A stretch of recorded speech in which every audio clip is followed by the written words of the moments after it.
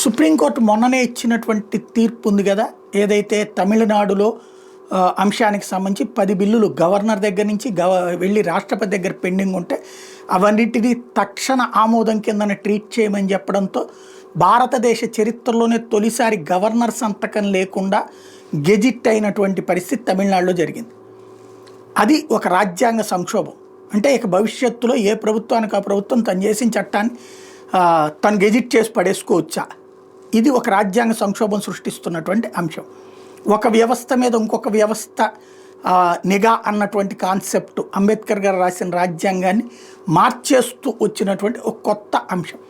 Number 2 వచ్చేటప్పటికి పాకిస్తాన్ రాజ్యాంగంలో చెప్పబడింది ఇట్లాంటి గడువు అన్నటువంటి పేరుతో రాష్ట్రపతి అయిన 3 నెలల లోపు ఆ బిల్లుని ఓకే చేయాలి, శాసనసభ ఆమోదించి గవర్నర్ కనుక దాన్ని తన దగ్గరికి పంపిస్తే, లేదంటే కనుక కోర్టును అప్రోచ్ అవ్వాలి అన్నటువంటిది పాకిస్తాన్ రాజ్యాంగంలో ఉంది అన్నటువంటి పాయింట్.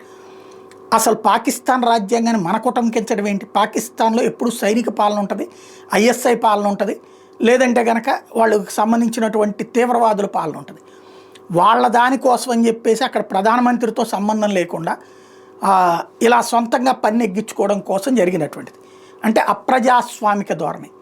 దాన్ని భారతదేశంలో అమలు చేయాలంటే ఏంటంటే ఇది అమెరికాలో కూడా ఇట్లా ఉంటుంది. అమెరికా పాకిస్తాన్ అని ఉటంకించారు.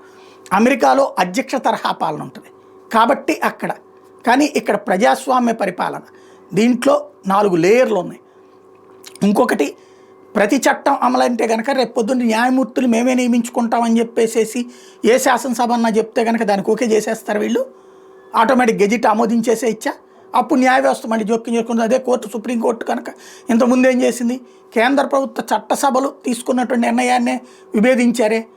అంటే తమకొక న్యాయం, మిగతా వాళ్ళకు ఒక న్యాయమా? ఈ ప్రశ్నలన్నీ ఉత్పన్నమవుతున్నటువంటి వేళ మొన్న ఇచ్చినటువంటి జేబీ పార్దీవాలా నేతృత్వం ధర్మాసనం ఇచ్చిన తీర్పు మీద రివ్యూకి వెళ్ళబోతోంది కేంద్రం.